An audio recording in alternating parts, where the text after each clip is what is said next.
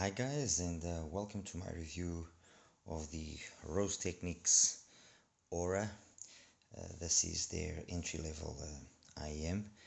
Let me just quickly show it to you. As you can see, there we go. Trying to focus, this is not easy. There we go, that's better.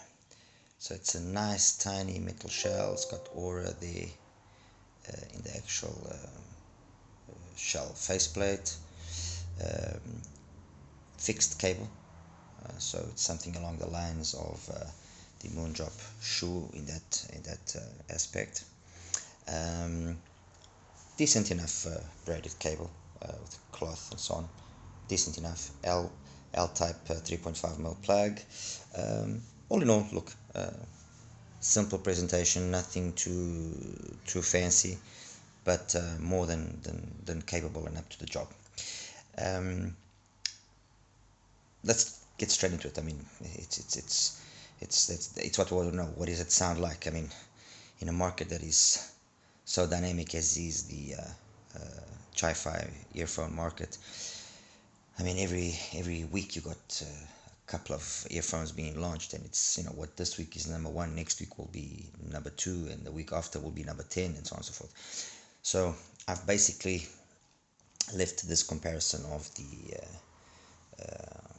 the Aura to two of the latest to have entered this playing field. The TinHifi T1S, which is in essence a retuned T1 Plus. Okay, 10mm beryllium coated driver, simple shell. I mean, simple, nothing really special about it. Detachable cable. It's an entry level, so it is what it is. This is about $28. On this side, what is quickly becoming one of the favorites, the Moondrop CHU. It's got the nicest shell of the three, I would say. Well, yeah, nicest shell of the three, the more sturdy and the heaviest of the three. 10mm driver as well, fixed cable. I've actually got a mod on it on another set, which has attachable cable, and those that want to know can just look for that video, or I'll explain better what to do. So, and the Moondrop CHU, we already know what it's about. It's got the VDSF type signature that Moondrop has made us very acquainted with. Very correct sounding IEM, let's put it that way. And in the center, today's topic, the Aura, relatively nice fitting IEM. The same way as on the CHU, you have a funny way of putting the cable over the ear. This one is only down. You can only use it cable facing down. I'm using KB Ear 07 series tips, the blue ones. Look, it fits fine. You have to choose the tip properly, which is always the case anyway, but it fits fine. Noise isolation is fine. I would not recommend it though as an IEM for actually trying to do some sport or something of the sort, because it will come out. So, for normal casual walking and normal day-to-day listening and so on and so forth, fine, but for sports I really wouldn't recommend it. So what is the sound? Well, in a nutshell, and let me just quickly show you a graph here, and that will put things into context. So that is our Rose Technics Aura. Nice big fat mid-bass bump, bleeds a little bit into the mids, but I mean, not anything that is too, let's say, horrendous, let's put it that way. Then roughly a 10 dB give or take pin again, plateaus, and then a peak at 5, then again at 8, which is the coupler related one, and then some extension past 10K. It is a relatively, having an LCP diaphragm, it is a relatively simple or easy earphone to power, although yes, it will benefit from a little bit of extra oomph behind it. It will clear up things, it will make things a little bit more composed, especially tighten up the bass. And you know, to put this thing in a very simple manner, so that we can all understand. Let me just show you the CHU here, a comparison. I need to just drop it slightly so it's aligned 100%. My apologies. Okay, as you can see, by comparison, the CHU has got no bass basically, but then it's got this beautifully presented mids, no peaks, no nothing, just pure bliss, nice, clean, detailed. When I say obviously it's got no bass, I mean it's got no bass in the sense that it's got no bloatiness to the bass. It's got bass. It's a little bit thin, yes. It's by no means a bass monster, but it's got good quality bass. It's clean, it's textured, it's detailed, and that's the premise behind the CHU. The CHU is supposed to be an entry level to a proper tuned IEM, let's put it that way.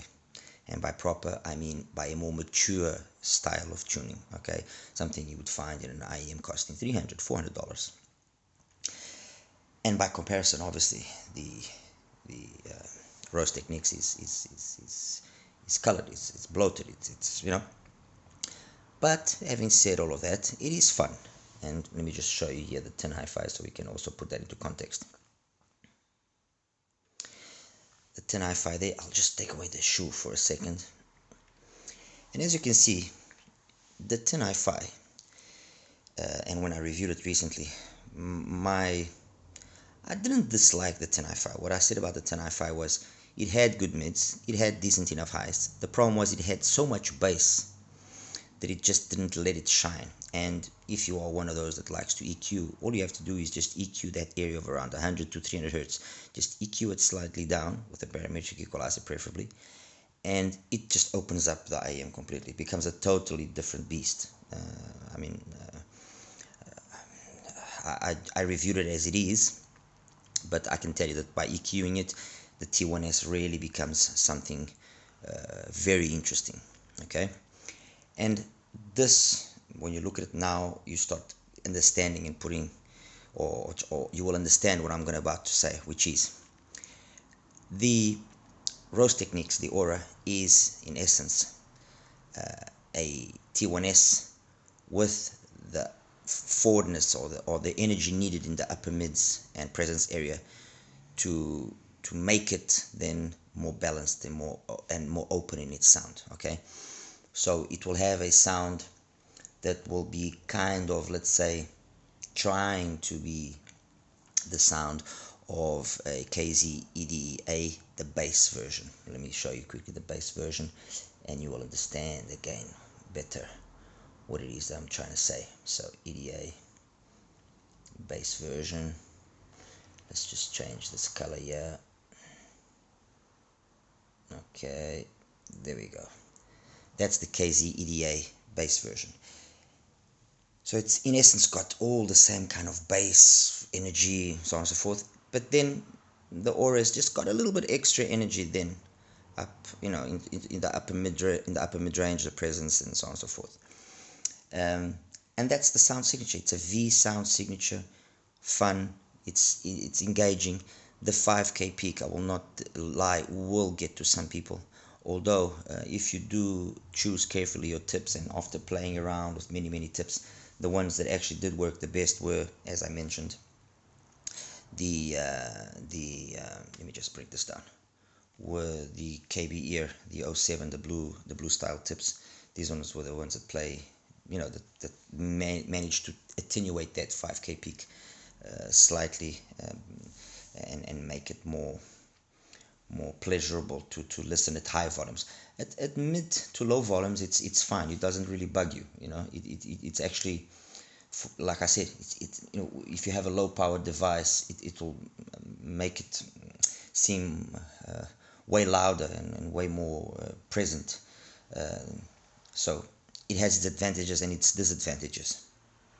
But in the reality is this: if this is, let's say, a darker sounding IEM due to its excessive bloat in the bass area, okay, in the lower frequencies. And this is the most correct sounding one, okay, the one that will be the more audiophile, if I can say that, okay. It is also the one that is the thinnest in the bass. This will be an interesting compromise. This will be an alternative, like I said, to a KZ EDA, the bass version.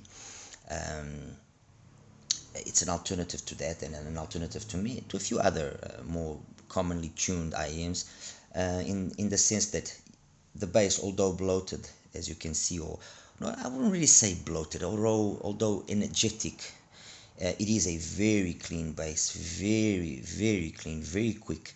It actually reminded me a lot of his bigger brother, the QT-9 Mk2s, in that aspect.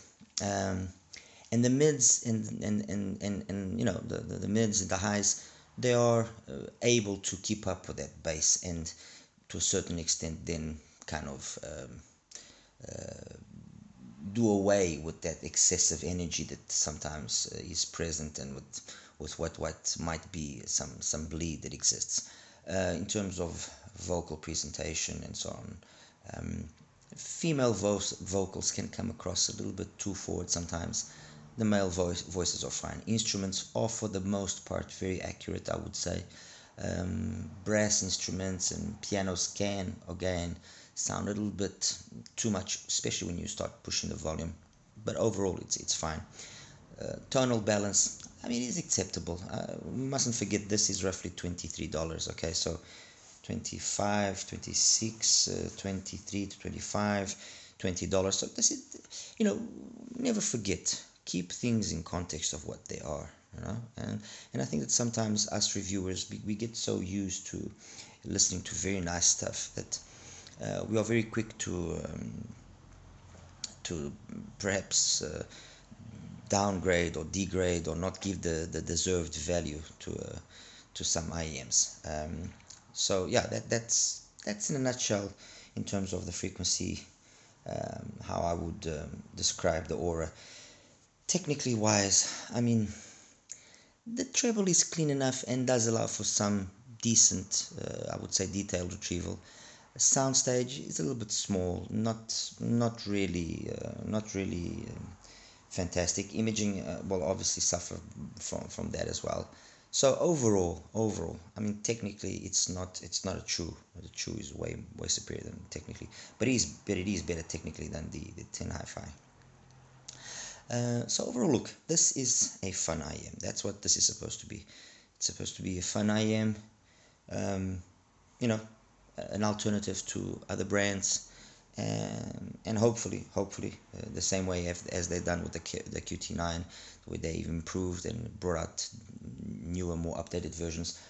I hope that they will also update this, allow it to have perhaps a detachable cable, which it could have quite easily, and then maybe just touch up a little bit on the tuning to kind of tame down that 5K area. And honestly, I think if they do that, then it will be a more interesting and perhaps a more serious contender as compared to what is available.